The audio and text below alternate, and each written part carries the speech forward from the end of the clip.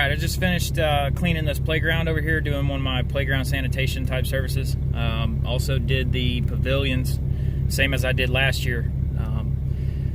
One thing that you guys can think of when you're trying to add playground sanitation to your services and you're trying to find reasons of why people would maybe want to pay for that type of service, just go to a playground and just put yourself in that kid's kind of that kid's mindset of where they might go. You know, I'm not saying play on the equipment. You might get a little bit of a weird look from that, but go where that kid goes. Just look there and see what type of stuff they're playing in.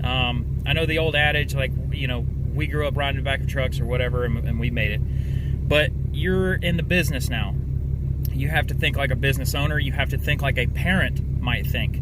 All right, so it's back to school season here in less than, I think, 2 weeks, depending on where you live.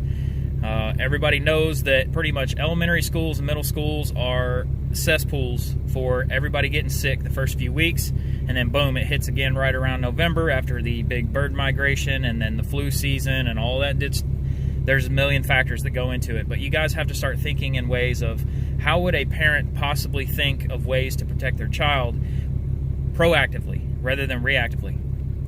Playground sanitation is not hard. It's literally, you're just like doing a house wash on playground equipment. That's about as complicated as it has to be. You can use a number of different things. You can go expensive and you can use quaternary rinses. You can use enzymes that are specifically designed for killing all different types of bacteria.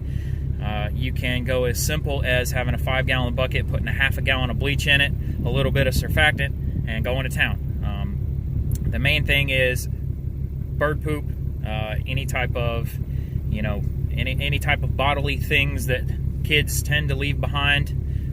If you've ever been around a pool, you know what I'm talking about. But playgrounds are the exact same way. But you guys have to start thinking in ways of how can I build my services? What little niches can I find in my neighborhoods? Start simple, start small. Start with daycares, start with city parks, start with small scale things, and then eventually you'll move into other avenues as you start to figure out your process and your ways of doing it. Me personally, playground sanitation is not something that I do all the time. I prefer house washes, I prefer flat work, but I will do a couple of playgrounds a year on the regular. This one I do every 6 months now. So this was the second time, and they've already scheduled it again for November, just based off of the advice that I just gave you guys. So take that, run with it.